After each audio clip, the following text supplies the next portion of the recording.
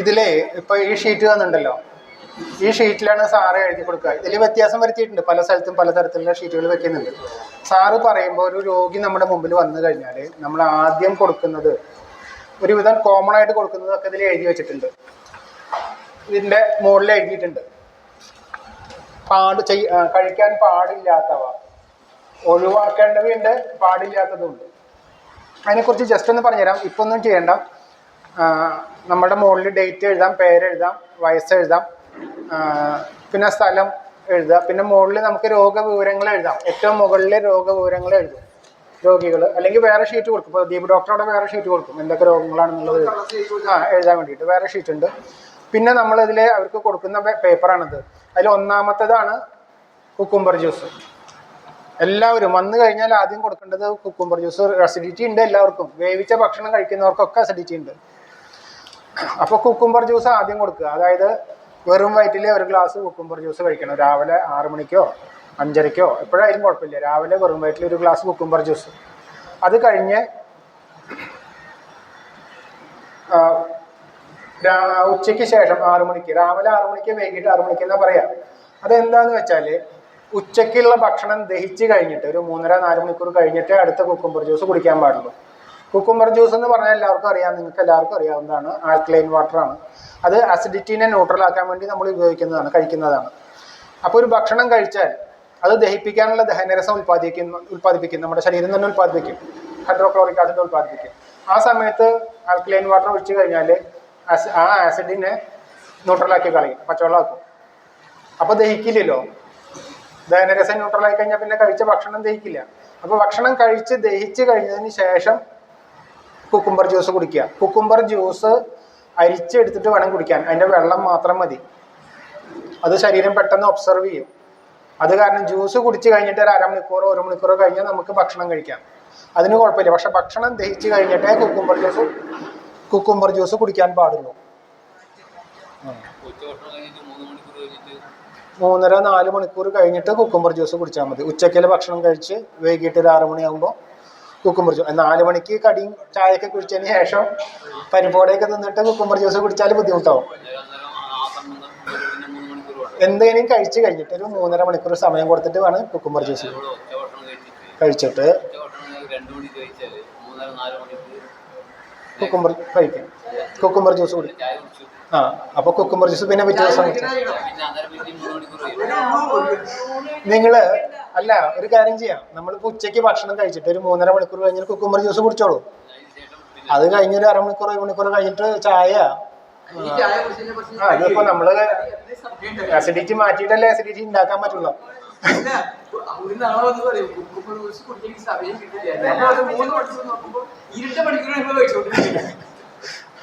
സാധാരണ നമ്മളെല്ലാരും 3 നേരം ഭക്ഷണം കഴിക്കുക.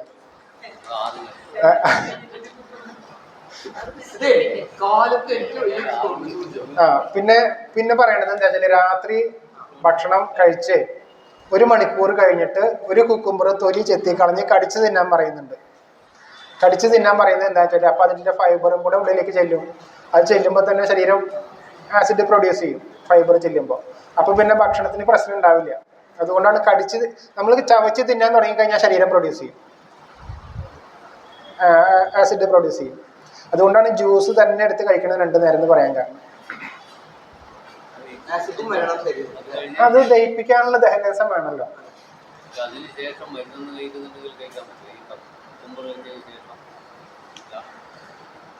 ഇംഗ്ലീഷ് മരുന്നുകൾ കഴിക്കുമ്പോൾ അത് അസിഡിറ്റി ഉണ്ടാക്കാൻ ചാൻസ് ഉണ്ട്, ഗ്യാസ് ഉണ്ടാക്കും ചിലപ്പോൾ. മരുന്ന് കഴിക്കേണ്ട സമയത്തിനെ മാറ്റി നിർത്തിയിട്ട് ഇത് കഴിക്കുക 1 മണിക്കൂർ മുമ്പ്. മരുന്ന് കുക്കുംബർ ജ്യൂസ് ഒരു 1/2 മണിക്കൂർ മുമ്പ് കഴിച്ചാൽ മതി.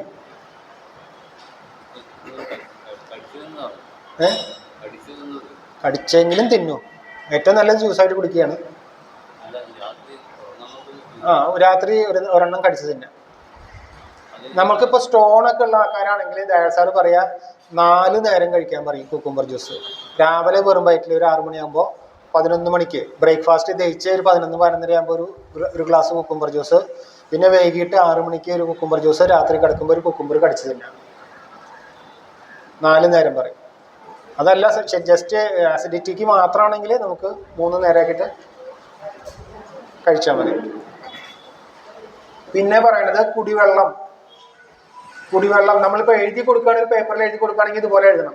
കുക്കുംബർ ജ്യൂസ് രാവിലെ 6 മണിക്ക്, വൈകിട്ട് 6 മണിക്ക്, രാത്രി കിടക്കുമ്പോൾ ഒരെണ്ണം. പിന്നെ കുടിവെള്ളം എഴുതിയിട്ട് കൊടുക്കുക. കുടിവെള്ളം പൂവരശിൻ്റെ ഇല ഇട്ട് തിളപ്പിച്ച വെള്ളം. ഇനി അവർക്ക് രക്തശുദ്ധി ചെയ്യേണ്ട ആവശ്യമുണ്ടെങ്കിൽ അതിൻ്റെ കൂടെ ഒരു 5 ഗ്രാം പതിമുഖവും 5 ഗ്രാം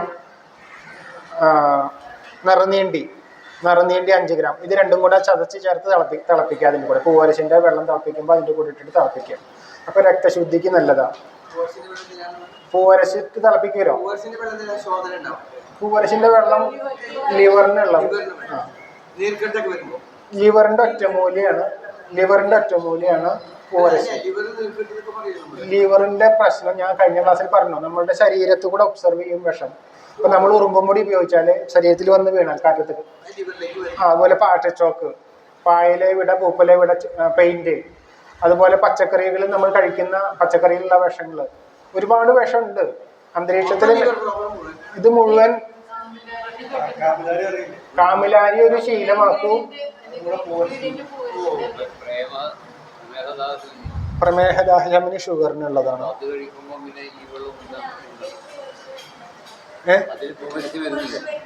വരുന്നുണ്ട്. അല്ല, പ്രമേഹം മാറണമാണ് ഇമ്പോർട്ടൻ്റ്. അതാണ് ഏറ്റവും ആദ്യം ചെയ്യേണ്ടത്, പ്രമേഹം മാറ്റുക എന്നുള്ളത്. അപ്പോൾ അത് ചെയ്തോളൂ. രക്തശുദ്ധിക്ക് വേണ്ടിയിട്ടാണ് ഞാൻ പറഞ്ഞത്. രക്തശുദ്ധി വേണ്ടവർ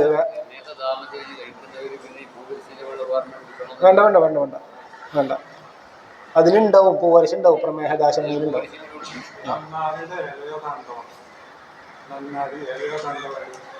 നന്നാറിയോ? നറുനീണ്ടി എന്ന് പറഞ്ഞല്ലേ? നന്നാറിയില്ല, നറുനീണ്ടിയുടെ വേര്. പച്ചമരുന്ന് കടയിൽ കിട്ടുമല്ലോ. ഈ റബ്ബർ എസ്റ്റേറ്റിലേക്ക് പോയി കഴിഞ്ഞാൽ ഒരാളുണ്ടാവും അല്ലേ?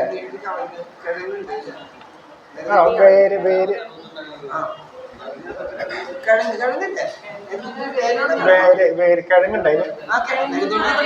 വേര് വണ്ണം കൂടുതലല്ലേ? കുറച്ച് വണ്ണം കൂടുതലുണ്ട് ഫസ്റ്റില്.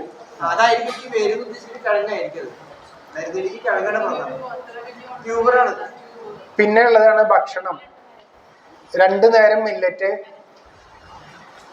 1 നേരം മാത്രം അരിയാഹാരം എഴുതിയിട്ടുള്ളത് നമ്മളുടെ അടുത്ത് വരുന്ന രോഗികൾക്ക് പറഞ്ഞു കൊടുക്കാനുള്ളതാണ്. 2 നേരം മില്ലറ്റ്, 1 നേരം അരിയാഹാരം. അങ്ങനെ വേണമെന്ന് നിർബന്ധമില്ല. 1 നേരം മില്ലറ്റ്, 1 നേരം അരിയാഹാരം, 1 നേരം ഫ്രൂട്ട്സ്, അങ്ങനെയാക്കാം. ഏറ്റവും നല്ലത് അതാണ്. കാരണം നമ്മൾ ഈ അരിയും ഗോതമ്പ് ഉപേക്ഷിച്ച് കഴിഞ്ഞാൽ ഭാവിയിൽ ഉപേക്ഷിക്കാനുള്ളതാണ് മില്ലറ്റ്. മില്ലറ്റ് നമ്മുടെയല്ല. തൽക്കാലത്തേക്ക് ശരീരത്തിനെ പറ്റിക്കാൻ വേണ്ടിയിട്ട് ഒരു ധാന്യം വേണമെന്ന് നിർബന്ധമാണ്. ചില ആൾക്കാർക്കുണ്ടല്ലോ, അരി കഴിച്ചില്ലെങ്കിൽ ഉറക്കം വരില്ല, ചോറ് കഴിച്ചില്ലെങ്കിൽ വല്ലാത്തൊരു ഇതുപോലെയാണ്. ഏതുപോലെയാന്ന് എനിക്കറിയില്ല. അതിൽ തന്നെ ചില ആൾക്കാർക്ക് ജയയുടെ അരി തന്നെ വേണം, അല്ലെങ്കിൽ ചില ആൾക്കാർക്ക് ചെറുമണി തന്നെ വേണം, അതില്ലെങ്കിൽ രാത്രി ഉറക്കം വരില്ല. അങ്ങനത്തെ ആൾക്കാരും ഉണ്ട്. പൊന്നി വേണം. നോൺ കുക്ക്ഡ്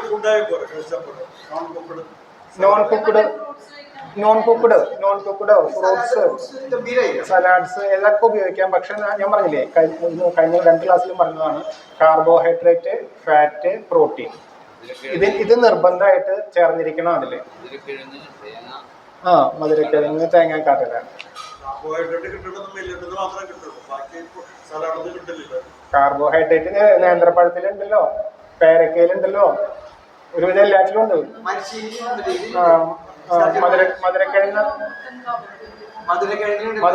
കാർബോഹൈഡ്രേറ്റ് ഇഷ്ടം പോലെ ഉണ്ട്.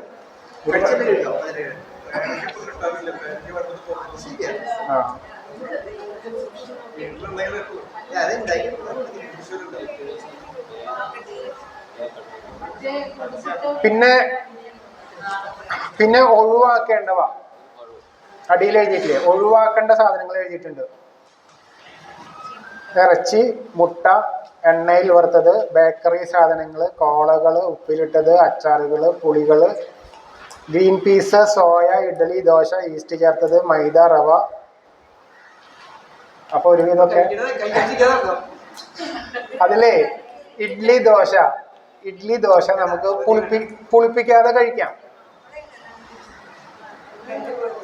അല്ല, അതിൽ കുറച്ച് പപ്പായ ഒരെണ്ണോ അല്ലെങ്കിൽ കുമ്പളങ്ങയുടെ കഷ്ണം അരച്ച് ചേർത്ത് കഴിഞ്ഞാൽ സോഫ്റ്റ് ആക്കി. ഇഡ്ഡലിയിലും ദോശയ്ക്കും വേണ്ടിയിട്ട് നോക്കി വെക്കും. കുമ്പളങ്ങയുടെ ഒരു കഷ്ണം അല്ലെങ്കിൽ പപ്പായയുടെ ഒരു കഷ്ണം അരച്ച് ചേർക്കുക. അപ്പൊ അത് സോഫ്റ്റ് ആയി കിട്ടുമെന്ന് പറയുന്നുണ്ട്. രാത്രിയല്ല, തലേ ദിവസം ചെയ്യരുത്, കുളിപ്പിക്കരുത്. കുളിപ്പിച്ചതാണ് അതിൽ പറഞ്ഞിട്ടുള്ളത്, കഴിക്കരുത്.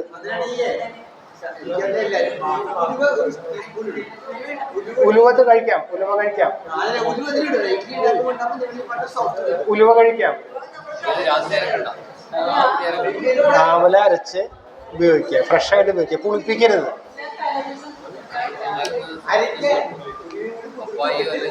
സോഫ്റ്റ് ആവും. ഇനിയിപ്പോ ഏതെങ്കിലും കാരണവശാൽ ഇത് കഴിക്കേണ്ടി വന്നാലേ ആണ് പറഞ്ഞിരിക്കുന്നത്, 1 മണിക്കൂർ കഴിഞ്ഞിട്ട് 3 മണിക്കൂർ കഴിഞ്ഞിട്ട് ഒരു ഗ്ലാസ് കുക്കുംബർ ജ്യൂസ് എക്സ്ട്രാ കുടിക്കുക. ഇപ്പൊ നമ്മളൊരു ഫംഗ്ഷന് പോയി, അപ്പോൾ അവിടെ പോയി ഒരു ചിക്കൻ ബിരിയാണി ആയിരുന്നു അല്ലെങ്കിൽ നോൺ വെജ് ഉണ്ടായിരുന്നു വെച്ചാൽ ഇത് കഴിക്കുക. ഇപ്പോൾ അടുത്തിരിക്കുന്ന ആളുടെ പാത്രത്തിൽ വിളമ്പി കഴിഞ്ഞു, നമ്മൾ പറയണത് കഴിക്കില്ല. ഏറ്റവും നല്ലത് കഴിക്കുക. ഞാൻ പറയുകയാണെങ്കിൽ കഴിക്കാതിരിക്കരുത്. കാരണം നമ്മളുടെ വയറുണ്ടല്ലോ, അത് കണ്ടു കഴിഞ്ഞാൽ വയറ് പ്രിപ്പയർ ചെയ്യൂടെ, അതിനെ ദഹിപ്പിക്കാനുള്ള സാധനം മുഴുവൻ നമ്മുടെ വയറ്റിൽ വരും. എന്നിട്ട് അത് കൊടുത്തില്ലെങ്കിൽ കൂടുതൽ ഡാമേജ് ചെയ്യുന്നതാണ് പറയാ. അപ്പൊ അതിൽ നല്ലത് എന്താ, ആ സാധനം നമ്മൾ മേടിച്ച് കഴിച്ച് വയറ്റിലേക്ക് കൊടുക്കുക ഏറ്റവും നല്ലത്.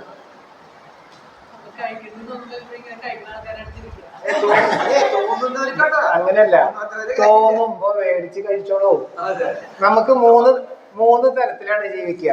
എന്താ ജീവിക്കാം. എന്താന്ന് വെച്ചാല്, നമുക്ക് നോൺ വെജ് വേണം, നമുക്ക് ഇഷ്ടമുള്ള സാധനങ്ങളെല്ലാം കഴിക്കണം എന്ന് ആഗ്രഹം ഉണ്ടെങ്കിൽ എല്ലാം കഴിക്കാം.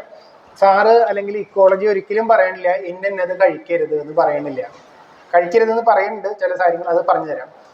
എല്ലാം കഴിച്ചോളാനേ പറയാറുള്ളൂ. പക്ഷെ കഴിച്ചു കഴിഞ്ഞാലുള്ള ദോഷം മനസ്സിലാക്കിയിട്ട് എന്താണ് ചെയ്യേണ്ടത് എന്നുള്ളത് പഠിച്ചിട്ട് അത് ചെയ്യുക. നമ്മളിപ്പോൾ ഒരു 3 മണിക്കൂർ കഴിഞ്ഞ ഒരു ഗ്ലാസ് കുക്കുംബർ ജ്യൂസ് എക്സ്ട്രാ കുടിക്കാൻ പറഞ്ഞു കഴിഞ്ഞാല് പിന്നെ അതിനെ സമയം ഉണ്ടാവുള്ളൂ അല്ലേ. അതാണ് അവരുടെ പ്രശ്നം.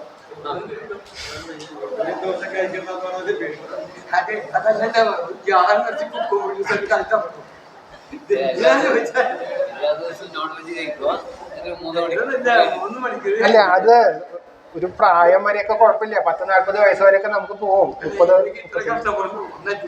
അതെ, അതിലൊരു ദിവസം 3 നേരം നമുക്ക് സ്പെഷ്യൽ വേണമെന്ന് പറഞ്ഞാല് കഷ്ടല്ലേ. ആഴ്ചയിലൊരിക്കൽ നമുക്ക് ഇഷ്ടമുള്ളതൊക്കെ കഴിക്കുക. ബാക്കി പണ്ട് എന്തായിരുന്നു, കോഴി സാറ് ചോദിക്കാറുണ്ട്, കോഴി എത്ര വർഷത്തില് 2-3 പ്രാവശ്യം കഴിച്ചെങ്കിലേ.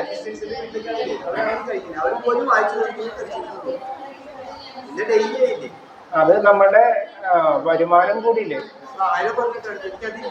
പറ്റില്ല.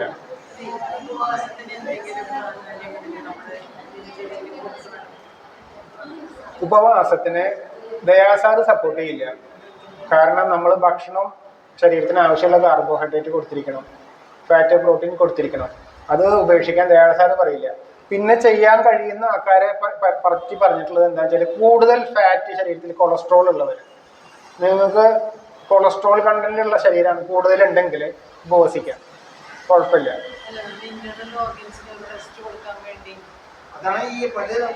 നമുക്ക് ക്വാണ്ടിറ്റി കുറച്ച് റെസ്റ്റ് കൊടുക്കാം.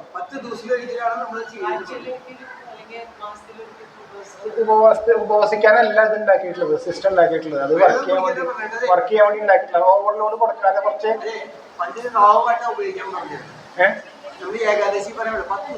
അത് ഏകാശി എന്ന് പറഞ്ഞ ദിവസം ഉപവസിക്കുക. 4ാമത്തെ ദിവസമാണ് ഇന്ന് കഴിച്ച ഭക്ഷണത്തിന്റെ എഫക്ട് 4 ദിവസം കഴിഞ്ഞിട്ടാണ് നമ്മളിൽ എഫക്ട് ചെയ്യുക.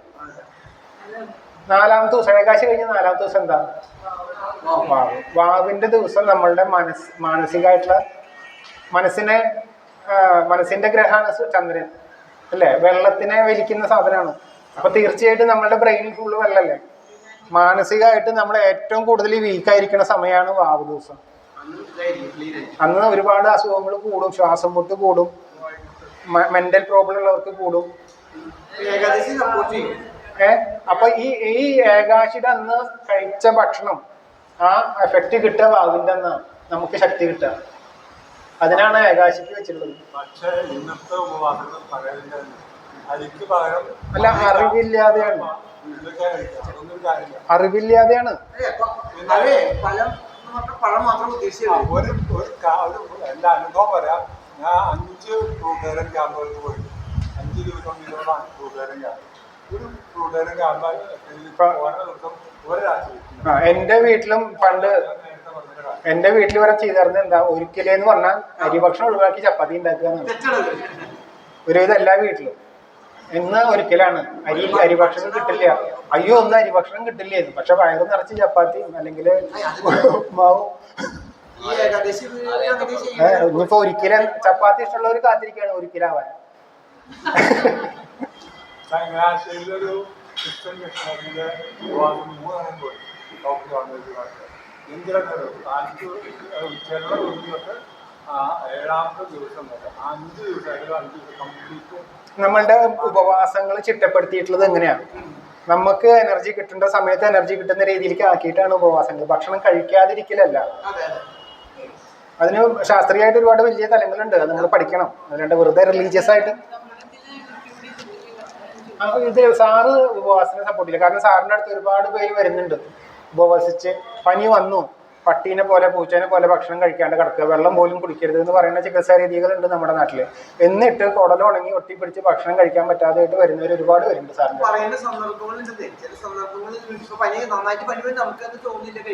എന്താ സാറേ ചെറുക്കണ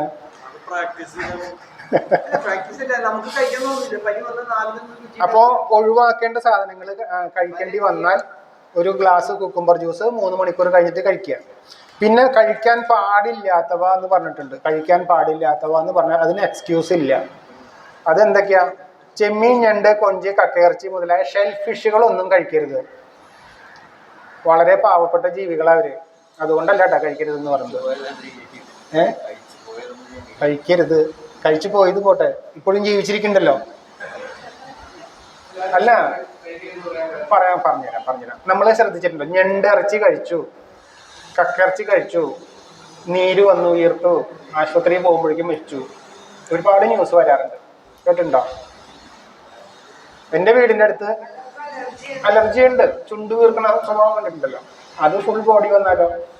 ഈ ഷെൽഫിഷുകൾ എന്ന് പറയുന്നത് പറഞ്ഞു തരാം. ഷെൽഫിഷ് എന്ന് പറഞ്ഞാലേ ജലം ശുദ്ധീകരിക്കുന്ന ജീവികളാണ്, ജലം വൃത്തിയാക്കുന്ന ജീവികളാണ്. വളരെ പാവം നല്ല ജീവികൾ. അത് അത്യാവശ്യമാണ് പ്രകൃതിയിൽ.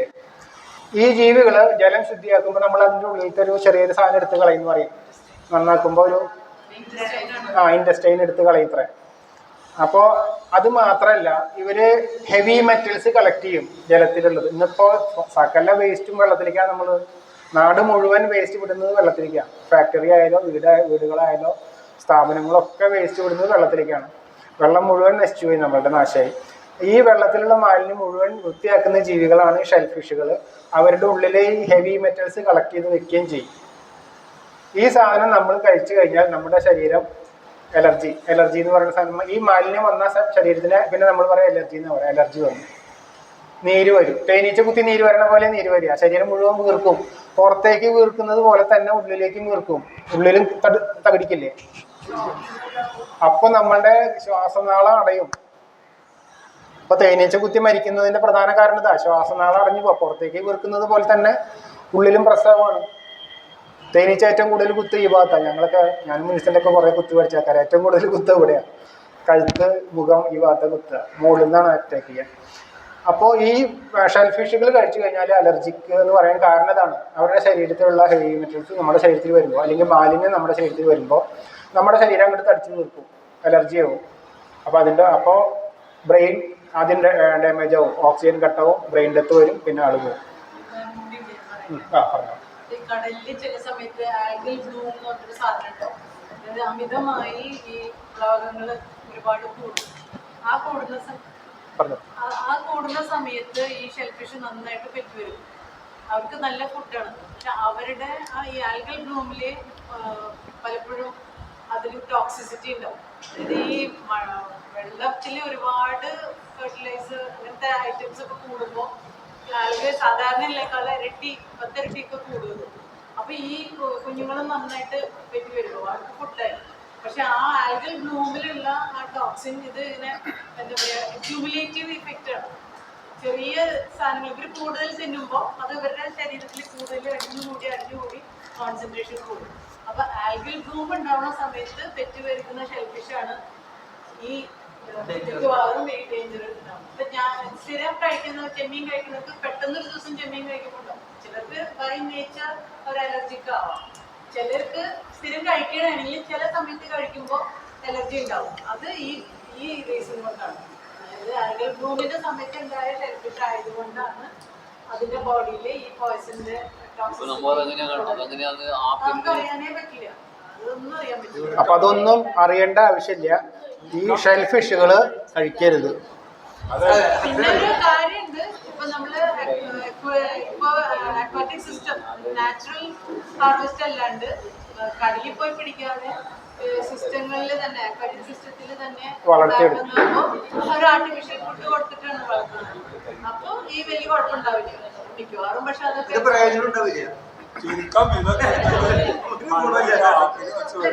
ഇത് ഒഴിവാക്കുക ഏറ്റവും നല്ലത്. നമ്മളിതിൽ എഴുതിയിട്ടുള്ളത് ഒഴിവാക്കുക തന്നെയാണ് എഴുതിയിട്ടുള്ളത്. ഇത് ഒഴിവാക്കുക. ആ പാവങ്ങൾ അവിടെ ജീവിച്ചോട്ടെ. അത് പ്രകൃതി വൃത്തിയാക്കുന്ന ആൾക്കാരല്ലേ.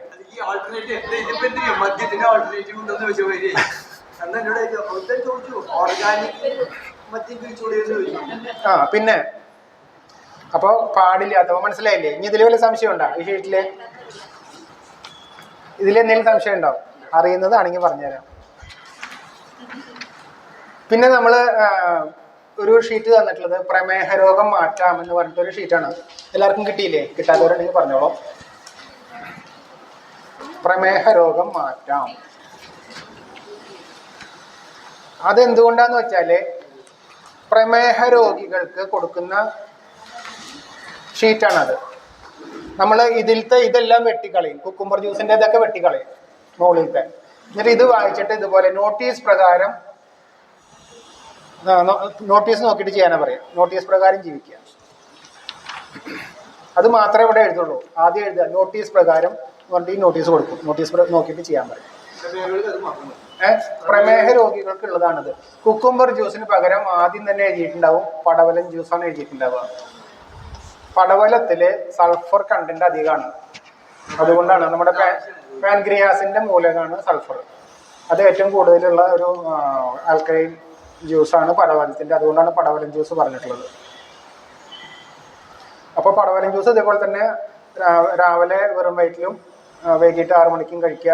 രാത്രി കിടക്കുമ്പോൾ ഒരു കുക്കുംബർ തന്നെയാണ് കടിച്ചത് തന്നിട്ടുണ്ട്. പടവലം കടിച്ചത്.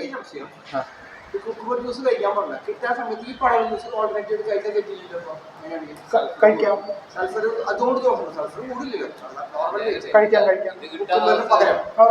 ഞാൻ കഴിക്കാറുണ്ട്.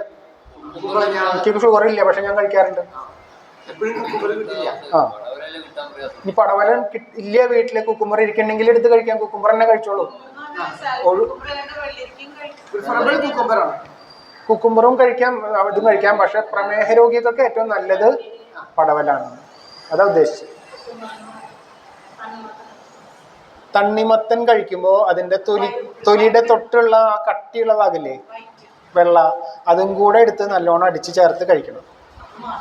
വെറും വെള്ളം കഴിച്ചിട്ട് എഫക്റ്റ് കുറവാണ്. ആ വെള്ള ഭാഗം കടിച്ചു തിന്നണം. സാറ് ഒരു സമയത്ത് കുക്കുംബർ ജ്യൂസിന് പകരം തണ്ണിമത്തനാണ് പ്രൊമോട്ട് ചെയ്തിരുന്നത്. എല്ലാവർക്കും തണ്ണിമത്തനെ പറഞ്ഞത്. പിന്നെ നോക്കുമ്പോൾ എഫക്റ്റ് കുറവാണ്. അസിഡിറ്റി അല്ലാണ്ട് അങ്ങോട്ട് കുറയണില്ല. അപ്പോൾ സാറ് വീണ്ടും തിരിച്ച് കുക്കുംബറിലേക്ക് വന്നത്. അല്ലെങ്കിൽ പിന്നെ തണ്ണിമത്തൻ്റെ ആ തൊലി കളഞ്ഞിട്ടുള്ള ഭാഗം, ആ കട്ടിയുള്ള ഭാഗമല്ലേ, അതുകൂടെ ഉപയോഗിക്കണം. ഏതൊരു ഫ്രൂട്ടിൻ്റെയും തൊലിക്കും മാംസത്തിനും ഇടയിലാണ് അതിൻ്റെ ഏറ്റവും നല്ല കണ്ടന്റ് ഉള്ളത്, ഔഷധ ഗുണം ഇരിക്കുന്നത്. ആ തൊലി ചെത്തി കളയുമ്പോൾ മാക്സിമം അത് ഗുണം പോവും. പക്ഷെ നമ്മൾ മേടിക്കുന്നത് വിഷമുള്ളതായതുകൊണ്ടാവാം, അതുകൊണ്ടാണ് തൊലി ചെത്തി കളഞ്ഞിട്ട് ഉപയോഗിക്കാൻ പറയുന്നത്. നമ്മൾ സ്വയം ഉണ്ടാക്കി എടുക്കുകയാണെങ്കിൽ അങ്ങനെ തന്നെ കഴിക്കാം കുക്കുംബറൊക്കെ. പിന്നെ നമ്മൾ നേരത്തെ പറഞ്ഞില്ലേ ഈ അയോഡിൻ കണ്ടന്റ് ഉള്ള സാധനങ്ങൾ വേറെ കുറേ ഉണ്ട്. ചള്ള് വെണ്ടക്കായ, ഞാനിപ്പോൾ ഇത് കടിച്ചതിനുള്ള കാര്യം പറഞ്ഞപ്പോൾ ഓർത്ത്. ചള്ള് വെണ്ടക്കായ ഇല്ലേ, അതിൽ അയോഡിൻ ഉണ്ട്. ചള്ള് വെണ്ടക്കായ, വെണ്ട ചെറിയ ചള്ള് വെണ്ടക്കായ ഉണ്ടല്ലോ, അതിൽ അയോഡിൻ കണ്ടന്റ് ഉണ്ട്. പിന്നെ വാഴക്കുടപ്പനില്ലേ, കൂമ്പ്, വാഴപ്പൂവ്, അതില് അയോഡിൻ ഉണ്ട്. പക്ഷെ വേവിക്കാതെ കഴിക്കണം. പൈനാപ്പിളില് അയോഡിനും ഉണ്ട്, കൂടുതൽ മറ്റേ പൈനാപ്പിൾ ബ്രെയിനിന്റെ രണ്ടെണ്ണം, ബ്രോമിനും അയോഡിനും അല്ല, ബ്രെയിനിനാണ്. അതിന് പൈനാപ്പിൾ പറയാം. ആ, അത് അരിഞ്ഞിട്ട് തൈരിലിട്ട് ചേർത്ത് കഴിക്കുക, ഉപ്പൊക്കെ ഇട്ടിട്ട് സാധാരണ. വാഴ വോയിസ് ഇട്ടോളൂ, ഗ്രൂപ്പിൽ വോയിസ് ഇട്ടോളൂ. എനിക്കല്ല, അതൊക്കെ ഗ്രൂപ്പിൽ ഇട്ടോളൂ. നമ്മള്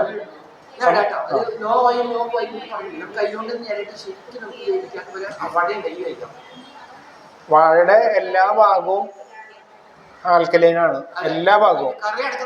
കൈ പൊള്ളി കഴിഞ്ഞാൽ, ശരീരം പൊള്ളി കഴിഞ്ഞാൽ വാഴ ഒരു തണ്ട് വെട്ടുക, ഒരു ചെറിയ വാഴത്തണ്ട് വെട്ടിയിട്ട് പിഴിഞ്ഞിട്ടേ ആ വെള്ളം ഒഴിച്ചാൽ മതി. പിന്നെ നമ്മളുടെ ഓൺലൈൻ ക്ലാസ്സിൽ ഒരിക്കൽ ഒരു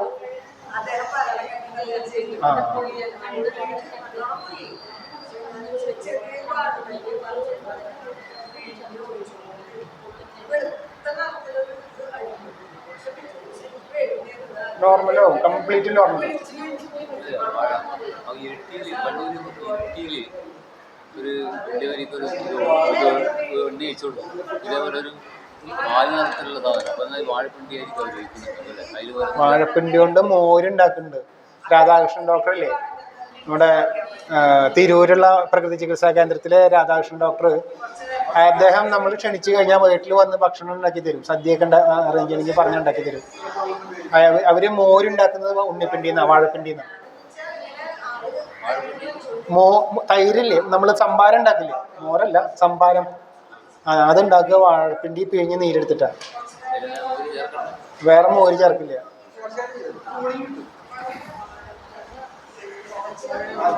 ആ പോട്ടെ സാറില്ല.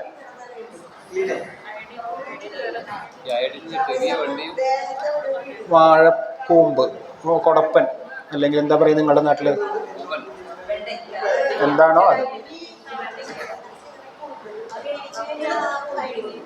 വേവിക്കരുത്. വേവിച്ച് കഴിഞ്ഞു. എന്ത്? അതാ പറഞ്ഞേ, നമ്മൾ നന്നായി അരിഞ്ഞിട്ട് തൈരിൽ ചേർത്ത് അതിന് ഉപ്പോ കുരുമുളക് ഇട്ടിട്ട് സ്വാദാക്കി കഴിക്കുക.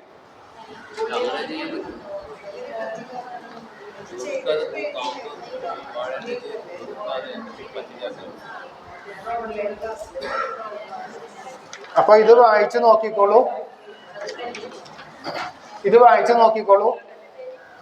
ഇതില് എന്തൊക്കെയാ പറഞ്ഞില്ല, സംശയം ഉണ്ടെങ്കിൽ ചോദിച്ചാൽ മതി. ഇത് എക്സ്പ്ലെയിൻ ചെയ്യണോ?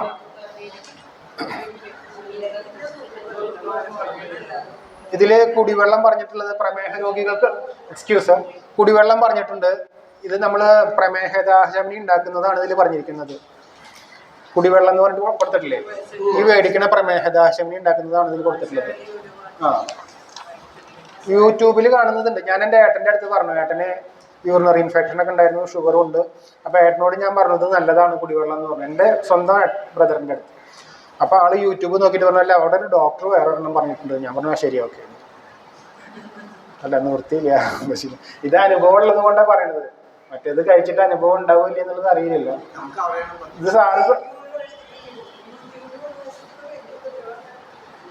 അല്ല നല്ലതുകൊണ്ട് ഇപ്പൊ നമ്മുടെ ദയാസാറ് യൂട്യൂബിൽ കേട്ടിരിക്കും. അതിനാണ് നമുക്ക് കുഴപ്പമില്ല, കാരണം നമ്മൾ സന്നിധാന ധ്യാനം ചെയ്യുന്നവരാ. തിരിച്ചെടുക്കാൻ പറ്റും.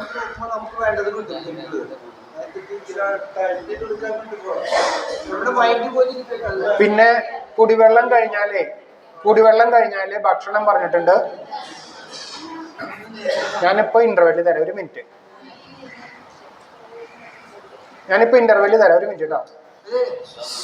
ഭക്ഷണം പറഞ്ഞിട്ടുണ്ട്. 3 നേരം മില്ലറ്റ്. ഷുഗർ രോഗികൾക്ക് 3 നേരം മില്ലറ്റ്. അപ്പൊ അതിന്റെ അർത്ഥം എന്താ? ഷുഗറിന്റെ പ്രധാന കാരണം അരി, ഗോതമ്പ്, ഓട്സും കഴിക്കരുത്. നമ്മൾ അരി ഒഴിവാക്കിയിട്ട് ഗോതമ്പും. എൻ്റെ വീട്ടിൽ, എൻ്റെ വൈഫ് ഹൗസിലെ എൻ്റെ ഒരു കോ ബ്രദർ ഒരുപാട് വർഷമായിട്ട് ഭയങ്കര ഡയബറ്റിക്കാണ്. ചോറ് കഴിക്കില്ല. കാലത്ത് എന്താ കഴിക്കുക? 2 ദോശ. ഉച്ചയ്ക്ക് മാത്രം ഇത്തിരി ചോറുണ്ണു. രാത്രി ഇഡ്ഡലി അല്ലെങ്കിൽ ദോശ. അല്ല, ചോറുണ്ണില്ല എന്ന് പറഞ്ഞു. ചോറ് കഴിക്കില്ല, രക്ഷയില്ല. ചെറിയ ചപ്പാത്തി കഴിക്കുന്നുണ്ട്. അല്ല, അത് ഞാൻ പറഞ്ഞില്ലേ, ഏറ്റവും വലിയ മാലിന്യം എന്ന് പറയുന്നത് അറിവില്ലായ്മയാണ് നമ്മുടെ നമുക്കൊക്കെ പറ്റിയിട്ട്. കറക്റ്റ്. ഉറപ്പില്ല. പണ്ട് ഇപ്പോഴത്തെ കാര്യം പണ്ട് കാലത്ത് എനിക്ക് ഗോതമ്പിൽ ചില കാര്യങ്ങൾ ഇടുന്ന എനിക്ക് പറഞ്ഞത് ഇപ്പൊ വരുന്ന ഗോതമ്പിൽ പണ്ട് കാലത്ത് ആൾക്കാർ എന്റെ മുത്തശ്ശനൊക്കെ ഉണ്ടായിരുന്നു, അരി കിട്ടില്ല, ഷുഗർ ആയിരുന്നു, ചപ്പാത്തിയാണ് കഴിച്ചത്. മുത്തച്ഛന് ഷുഗർ ഉണ്ടായിരുന്നു. എന്റെ അമ്മയുടെ അങ്ങോട്ട് ചെറിയ പ്രശ്നം ഉണ്ടായിരുന്നു, ഷുഗറിന്റെ ചെറിയൊരു കംപ്ലൈന്റ്, വലിയതല്ല. അപ്പൊ അദ്ദേഹം കഴിച്ചിട്ട് ഗോതമ്പിക്ക് റവ ഇട്ട് കഴിക്കും, ഗോതമ്പിടെ റവ ഇട്ടുണ്ടെങ്കിൽ കഴിക്കും. അപ്പൊ അത് ഇതില് വേറൊരു പ്രശ്നം എന്താണെന്നറിയോ? ഒരു സസ്യം നമ്മളെക്കാൾ അറിവ് സസ്യങ്ങൾക്ക് ഉണ്ട്. കാരണം നമ്മൾ ഉണ്ടാവുന്നതിന് മുമ്പേ അവര് ജനിച്ച് വളർന്നു, നമ്മൾ ജനിച്ച് മുട്ടുകാലിൽ നടക്കുന്നതൊക്കെ കണ്ടു വളർന്നവരാണ് അവര്. അപ്പോ ഈ ഒരു സസ്യം അത് നമ്മൾ എടുത്തു വെച്ച് നമ്മളുടെ ഇഷ്ടത്തിന് കൃഷി ചെയ്ത് ഉണ്ടാക്കി കൊയ്ത് തിന്ന് വീണ്ടും എടുത്തു വെച്ച് ഒരു സ്വാതന്ത്ര്യം ഇല്ലാണ്ട് നെല്ലായാലും ഗോതമ്പായാലും അതിനൊരു സ്വതന്ത്രമായിട്ട് ജീവിക്കാനൊരു ഇതില്ല, ചാൻസ് ഇല്ലല്ലോ. അപ്പൊ ആ സസ്യം എന്ത് ചെയ്യും? അതിൽ തന്നെ വിഷാംശം ഉണ്ടാക്കും. നമ്മൾ ഉപയോഗിക്കാൻ പറ്റാത്ത രീതി അവരെന്നെ ഉണ്ടാക്കും. അവർക്ക് രക്ഷപ്പെടേണ്ട ഇതിൻ്റെ ഉള്ളിൽ നിന്ന്. തടവിലല്ലേ, എത്ര വർഷങ്ങളായി ആ ചെടി തന്നെ ചെയ്യും. ഇപ്പോഴല്ലേ ഗ്ലൂട്ടൺ വന്ന് ഗോതമ്പിൽ പറഞ്ഞു തുടങ്ങിയത്? മുമ്പ് കഴിച്ചേർന്നതല്ലേ, കുഴപ്പമുണ്ടായിരുന്നില്ല.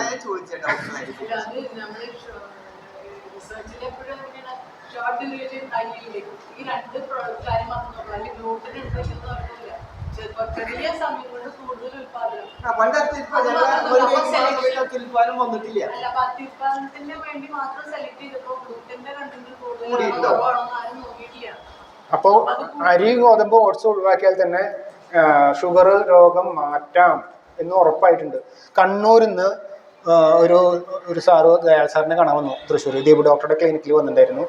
അപ്പോൾ അദ്ദേഹം ടോക്കണൊക്കെ എടുത്ത് ഒരുപാട് നേരം ഇരുന്ന് സാറിൻ്റെ അടുത്ത് പോയിരുന്നിട്ട് പറയാം, എനിക്ക് രോഗത്തിന് വേണമെങ്കിൽ സാറിനെ അങ്ങനെ കൺസൾട്ടിങ്ങിന് വന്നതല്ല, ഒരു കാര്യം പറയാൻ വന്നതാണെന്ന് പറഞ്ഞു.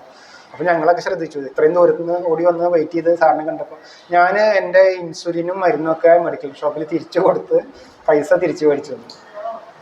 അത് പറയാൻ വേണ്ടി വന്നതാണെന്ന് പറഞ്ഞു. സാറിനെ കണ്ടിട്ടില്ല, വീഡിയോ മാത്രം, സാറിൻ്റെ യൂട്യൂബ് ചാനൽ മാത്രം ഫോളോ ചെയ്തിട്ട് ഒരുപാട് പേര് വരാറുണ്ട് കേട്ടോ സാറിൻ്റെ അടുത്ത്.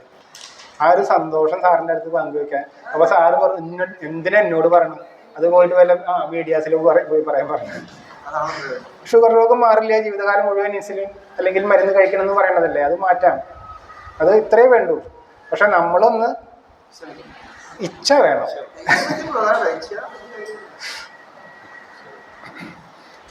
പിന്നെ ഇത് ഹോർമോൺ ചേഞ്ചസ് വരാനുള്ള ചാൻസ് ഉള്ളതുകൊണ്ട് ഗ്രീൻ ടീ, ഓർഗാനിക് തേയില, ഗ്രീൻ ടീ, ഓർഗാനിക് തേയില പറഞ്ഞിട്ടുണ്ട് ഇതിൽ. അതെന്തുകൊണ്ടാണെന്ന് വെച്ചാൽ എല്ലാ തളിരിലകളാണല്ലോ ഉപയോഗിക്കുക ഈ ഗ്രീൻ ടീക്ക്. തളിരിലകളിൽ എല്ലാറ്റിലും ഹോർമോൺസ് ഉണ്ട്.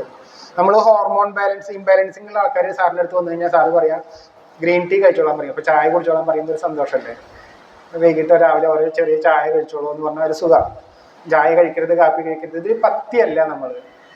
പത്തിയല്ല, നമ്മൾ എന്താണോ ആവശ്യം അതിന് അല്ല, പത്തിയല്ല അത്. അല്ല, മരുന്ന് കൊടുക്കണില്ലല്ലോ, നമ്മൾ ആരോഗ്യം തിരിച്ചു പിടിക്കും. ഇന്നെ മരുന്ന് കഴിക്കണോണ്ട് ഇന്നത് കഴിക്കരുത് എന്നല്ല പറഞ്ഞത്. അപ്പോ നമ്മൾ പറയും പിന്നെ ചെമ്പരത്തിയുടെ പൂവ്, നാളെ വിരിയുന്ന ചെമ്പരത്തി പൂവ്, അതിൻ്റെ ഉള്ളിൽ ധാരാളം ഹോർമോൺസ് ഉണ്ടാവും. അപ്പൊ അത് ചവച്ച് കഴിക്കുക. 4-5 മഞ്ഞമന്താരം കഴിക്കുന്നതല്ല, പക്ഷെ ഇത് മൊട്ട് കഴിക്കാനാ പറയുന്നത്. വിരിഞ്ഞ പൂവില് ഹോർമോൺസ് കുറവായിരിക്കും. നമുക്ക് കഴിക്കാൻ പറ്റുന്നതാണെന്ന് ഉറപ്പ് വരുത്തണം. ചെമ്പരത്തി നല്ലതാണ്. ഒരു ചള്ള് വെണ്ടക്കായ കഴിക്കും. വെണ്ടക്കായ കഴിക്കുന്ന ഒരു ഫീലിംഗ് കിട്ടും. ഗ്രീൻ ടീ, ചെമ്പരത്തി ഒക്കെ കഴിക്കാം ഹോർമോൺ ഇംബാലൻസിങ്ങിന്. പിന്നെ ഇതിൽ പറഞ്ഞിട്ടുള്ളത് എക്സസൈസ് ചെയ്യണം. അത് നമ്മളുടെ എക്സസൈസ് ഒഴിവാക്കേണ്ടത് പറഞ്ഞിട്ടുണ്ട്, കഴിക്കാൻ പാടില്ലാത്തത് പറഞ്ഞിട്ടുണ്ട്. പിന്നെ ചില പഴങ്ങളും പറഞ്ഞിട്ടുണ്ട് കഴിക്കാൻ പാടില്ലാത്തത്. അത് വായിച്ച് നോക്കിക്കോളൂ. കരിമ്പിൻ ജ്യൂസ് പറയും, ആൾക്കാർ ചോദിക്കും കരിമ്പിൻ ജ്യൂസ് കുടിക്കാൻ പാടുമെന്ന്. ആൾക്കാർക്ക് പേടിയാണ്, ഷുഗർ രോഗികൾക്ക് പേടിയാണ് കരിമ്പിൻ ജ്യൂസ് കുടിക്കാൻ. അത് ധൈര്യമുള്ളവർക്ക് കഴിക്കാം. പേടിച്ച് കഴിഞ്ഞാൽ ഷുഗർ കൂടും, ശ്രദ്ധിച്ചിട്ടുണ്ടോ? എന്താ പറഞ്ഞോ? കഴിക്കണ്ടില്ലേ? ഇയാള് വാനപ്രസത്തിൽ വരാൻ കാരണം ഷുഗർ ആയത്.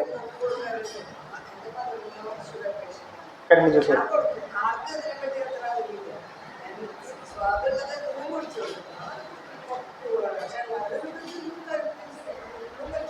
ഒന്നും കുഴപ്പമില്ല.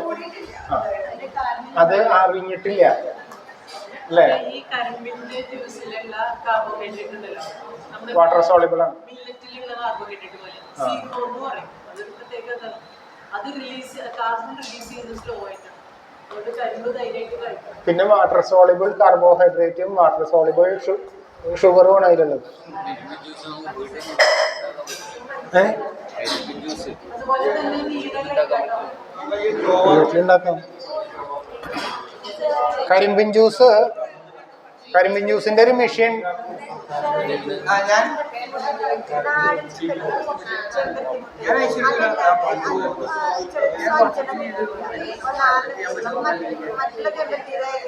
വേണ്ട, നമ്മൾ നാടൻ ഉപയോഗിച്ചാൽ മതി. മറ്റേതിനെ കുറിച്ച് അറിയില്ല. നാടനാണ് നല്ലത്. നമുക്ക് മറ്റേതിനെ കുറിച്ച് എനിക്ക് അറിയില്ല. ഈ നീര് കഴിക്കാം. കരിമ്പിൻ ജ്യൂസ് കഴിക്കാം. നീരൊക്കെ കിട്ടാനില്ല. ഉണ്ടോ? ആ, കരിമ്പിന്റെ മെഷീൻ ഇപ്പൊ സാറ് ചോദിച്ചപ്പോഴാണ് കരിമ്പിൻ ജ്യൂസ് നമുക്ക് വീട്ടിലുണ്ടാക്കാൻ പറ്റുമെന്ന് ചോദിക്കണത്. അപ്പൊ എൻ്റെ വീട്ടിൽ ഒരു കരിമ്പ് മുളച്ചിട്ടുണ്ട് കേട്ടോ.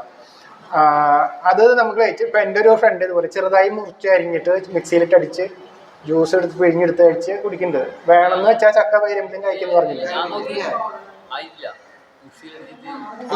ഇദ്ദേഹം പറഞ്ഞത് ചെറുതായി അരിയും, ചെറിയ കഷ്ണങ്ങളല്ല, ഇത്രയല്ല, വളരെ ചെറിയ കഷ്ണങ്ങളായിട്ട് അരിഞ്ഞരിഞ്ഞ് മിക്സിയിലിട്ട് അടിച്ച് പിഴിഞ്ഞെടുക്കുന്നവർ.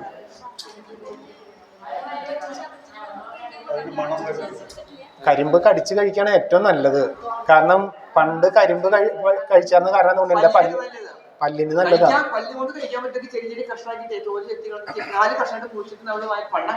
അതെ, ആ കടിച്ച് തൊലി കടിച്ച് കഴിച്ചു കഴിഞ്ഞാൽ ആ പല്ലാണ് ഇപ്പോൾ ഇരിക്കുന്നത്.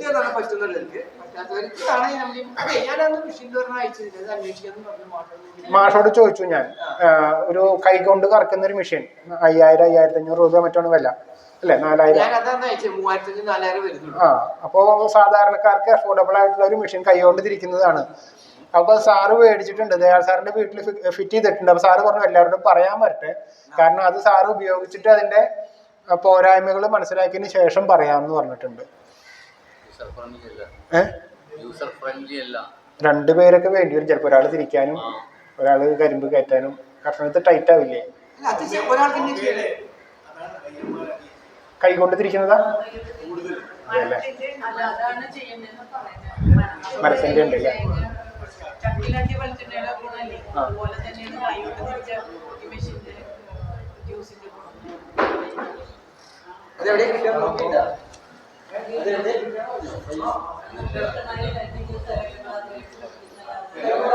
അതുപോലെ തന്നെ കഴിക്കാൻ പാടില്ലാത്ത പഴങ്ങൾ പറഞ്ഞിട്ടുണ്ടല്ലോ.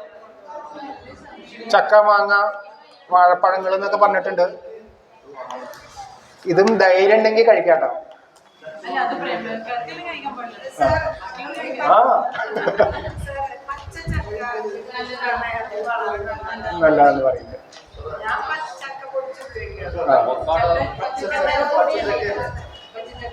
പക്ഷെ അത് മാത്രം ആക്കരുത്. നമുക്ക് എല്ലാറ്റിലും ഡൈവേഴ്സിറ്റി വേണം. കാർബോഹൈഡ്രേറ്റ്, മധുരക്കിഴങ്ങ്, നാളികേരം, കപ്പലണ്ടി എന്ന് പറഞ്ഞിട്ട് നിൽക്കരുത്. കാർബോഹൈഡ്രേറ്റ് കിട്ടുന്ന വേറെ സാധനങ്ങൾ വേണം.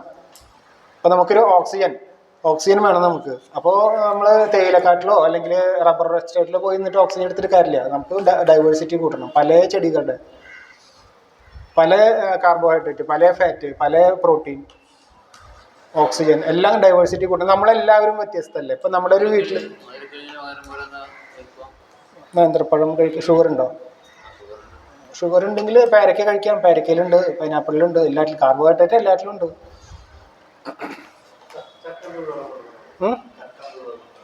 ചക്ക പഴുത്ത ചക്ക, പച്ച കഴിക്കാം. ധൈര്യം ഉണ്ടെങ്കിൽ കഴിച്ചോളൂ. ധൈര്യമാണ് പ്രധാന കാരണം. ഇത് ഇപ്പൊ പറഞ്ഞില്ലേ, കരിമ്പൻ ജ്യൂസ് കുടിച്ചു അമ്മ ഷുഗർ ഉള്ള ആളാണ്, അത് കുഴപ്പമില്ല, കൂടിയിട്ടില്ല എന്ന് പറഞ്ഞില്ലേ, കുറക്കെ അത് അറിഞ്ഞിട്ടില്ല, ആൾക്ക് മനസ്സിലായിട്ട് ഇഷ്ടമുള്ള സാധനമാണ്. എന്താ പറയാ, ഇഞ്ചി, അത് ഇവിടെ അതെ, ഇവിടെ അങ്ങനെ തന്നെ. 90 വയസ്സിലെ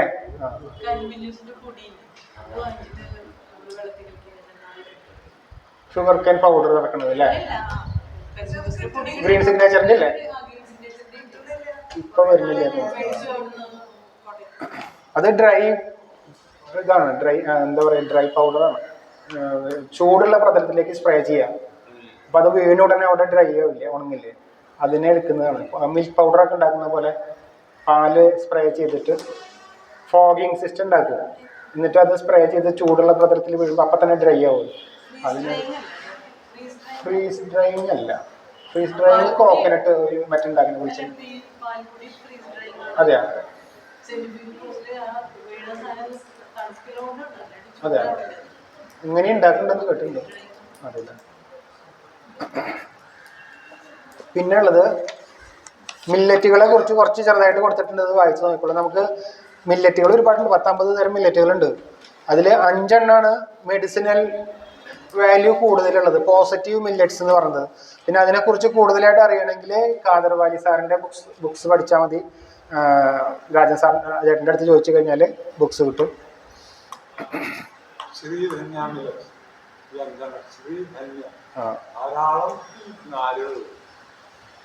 അതിനെക്കുറിച്ച് ഇതിൽ എഴുതിയിട്ടുണ്ട്, ബാക്കിൽ മില്ലറ്റ്സിനെ കുറിച്ച് പറഞ്ഞിട്ടുണ്ട്. അപ്പോൾ ഏതൊക്കെ മില്ലറ്റിൽ എന്തിനൊക്കെ ഉപയോഗിക്കണം എന്നുള്ളത് പറഞ്ഞിട്ടുണ്ട്.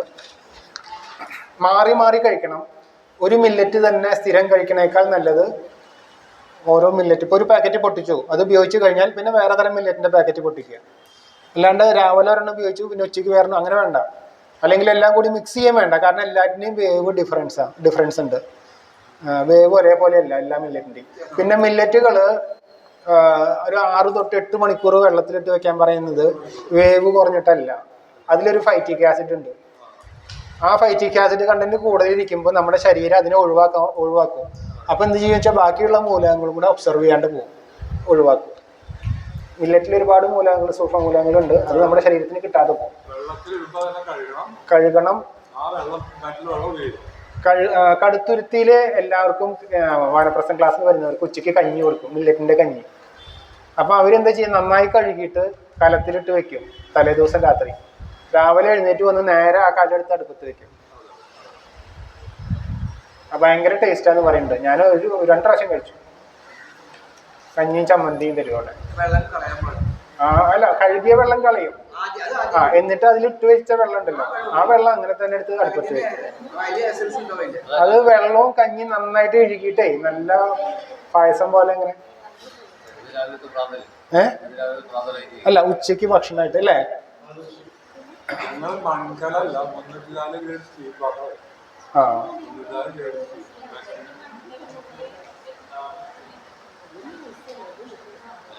പിന്നെ ന്യൂട്രൽ മില്ലറ്റ്സ് കൊടുത്തിട്ടുണ്ട്.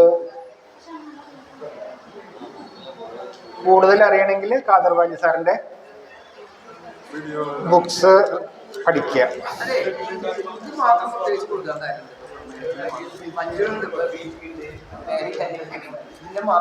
ബിപിയുടെ ഞാൻ പറഞ്ഞില്ലേ കഴിഞ്ഞ ക്ലാസ്സില്, തരാനുള്ള കാരണം പ്രമേഹം ഒരു വലിയ സംഭവമാണ്, ഒരുവിധം എല്ലാവർക്കും ഉണ്ട്. ഒന്നുകൂടെ പറയാം. ബ്ലഡ് പ്രഷറിനെ കുറിച്ച് ഞാൻ പറഞ്ഞിട്ടുണ്ടായിരുന്നു എന്നാണ് എൻ്റെ ഓർമ്മ, അല്ലെങ്കിൽ ഒന്നുകൂടെ പറയാം. BP എന്ന് പറഞ്ഞാൽ ഞാൻ പറഞ്ഞില്ലേ, ഡയലേറ്റ് ചെയ്യാനുള്ള മരുന്നാ കൊടുക്കുക എന്ന് ഞാൻ പറഞ്ഞിരുന്നു ക്ലാസ്സിൽ. ഇംഗ്ലീഷ് മരുന്നുകാരെ കൊടുക്കുക എന്താ, ഡയലേറ്റ് ചെയ്യാനുള്ള മരുന്നാ കൊടുക്കുക. നെർവസ് സിസ്റ്റം ഡയലേറ്റ് ചെയ്യാനുള്ള മരുന്നാണ്, ഒരു മരുന്നേ ഉള്ളൂ. BP വരാനുള്ള കാരണമാണ് നമ്മൾ ഈ കോളേജിൽ ചെക്ക് ചെയ്യുക. നമ്മൾ 4 കാരണങ്ങൾ കണ്ടുപിടിച്ചിട്ടുണ്ട്. കാരണം ഒന്ന്, അസിഡിറ്റി കൂടിയാൽ പ്രഷർ കൂടുക. എങ്ങനെയാണെന്ന് വെച്ചാൽ കൊളസ്ട്രോൾ കൂടും. അസിഡിക് ആയിട്ടുള്ള ബ്ലഡ് സർക്കുലേറ്റ് ചെയ്യുമ്പോൾ ലിവർ തന്നെ ഡാമേജ് ആവാതിരിക്കാൻ വേണ്ടിയിട്ട് നെർവസ് സിസ്റ്റത്തിനെ സപ്പോർട്ട് ചെയ്യാൻ വേണ്ടിയിട്ട് കൊളസ്ട്രോൾ പ്രൊഡ്യൂസ് ചെയ്ത് വിടും. അങ്ങനെ BP കൂടും. അങ്ങനെയാണെങ്കിൽ അസിഡിറ്റി കുറച്ച് കൊണ്ടുവന്ന് കൊളസ്ട്രോൾ നോർമലാക്കി എടുക്കണം BPക്ക്. രണ്ടാമത്തത്, നമ്മൾ ഹാർട്ട് സംബന്ധമായിട്ട് എന്തെങ്കിലും പ്രശ്നം ഉണ്ടെങ്കിൽ ബി പി ഇവിടെ ഫ്ലക്ച്വേഷൻ വരും. അപ്പോൾ നമ്മൾ ചോദിക്കും വരുന്നവരുടെ അടുത്ത്, സ്റ്റെപ്പ് കയറുമ്പോൾ നിൽക്കേണ്ടി വരുന്നുണ്ടോ, നടക്കുമ്പോൾ കിതപ്പുണ്ടോ എന്നൊക്കെ ചോദിക്കും.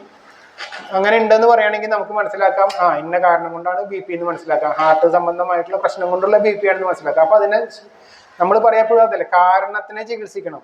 വെറുതെ രോഗത്തിന് മരുന്ന് കൊടുത്ത് വിടല്ല, കാരണത്തിനെ ചികിത്സിക്കണം, പിന്നീട് വരാതിരിക്കാൻ വേണ്ടിയിട്ട് ശ്രമിക്കണം. അപ്പോൾ ബി പിയുടെ രണ്ടാമത്തെ കാരണം ഹാർട്ടിന് പ്രശ്നമുണ്ടോ എന്ന് നോക്കണം. മൂന്നാമത്തെ കാരണം കിഡ്നി സംബന്ധമായിട്ടുള്ള സ്റ്റോണോ യൂറിനറി ഇൻഫെക്ഷനോ ഉണ്ടെങ്കിലും പ്രഷർ കൂടും. അത് ഹൈലി ഫ്ലക്ച്വേറ്റ് ചെയ്യും, അത് ഭയങ്കരമായിട്ട് ഫ്ലക്ച്വേറ്റ് ചെയ്യും. പെട്ടെന്ന് ഒരുപാട് കൂടുകയും ചെയ്യും, പെട്ടെന്ന് കുറയുകയും ചെയ്യും. അത് ഭയങ്കര അപകടമാണ്.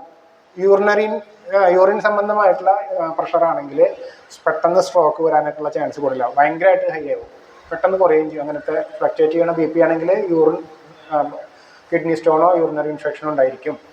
നാലാമത്തെ, ഇത് മൂന്നും ചോദിച്ചിട്ട് നോർമലാണെങ്കിൽ നമുക്ക് മനസ്സിലാക്കാൻ പറ്റുന്ന കാര്യമാണ് അയാളുടെ മാനസികമായിട്ടുള്ള പ്രശ്നങ്ങളാണ്, സൈക്കോളജിക്കൽ പ്രോബ്ലം ആണ് പ്രഷർ കൂടാൻ കാരണം എന്നുള്ളത് മനസ്സിലാക്കാം. അപ്പോൾ അതിനെന്താണ് വേണ്ടത് വെച്ചാൽ സന്നിധാന ധ്യാനോ സ്ട്രെസ്സോ ആങ്സൈറ്റിയോ എന്ത് വേണമെങ്കിലും ആവാം. ഇങ്ങനെ 4 കാരണങ്ങളാണ് പ്രഷറിനുള്ളത്. ആ 4 കാരണങ്ങൾ നോക്കി അത് ശരിയാക്കി എടുത്താൽ പ്രഷർ നോർമലാവും. അല്ലാതെ കണ്ട് ഡോക്ടർ പറയാതെ കണ്ട് സൈക്കോളജിക്കൽ പ്രോബ്ലം പാടില്ല. ഡോക്ടറോട് ചോദിക്കാതെ മരുന്ന് നിർത്തരുത്. പ്രത്യേകിച്ച് പ്രഷറിന്റെ മരുന്ന് നിർത്തിയവരൊക്കെ സ്ട്രോക്ക് വന്നിട്ടുള്ളവരാണ്, എല്ലാവർക്കും വന്നിട്ടുണ്ട്. കുഴഞ്ഞു വീഴുന്നതിന്റെ പ്രധാന കാരണം pH ലോ ആയിട്ടാണ്, pH താഴെ പോയിട്ടാണ്, അസിഡിറ്റിയുടെ കാരണം. 2014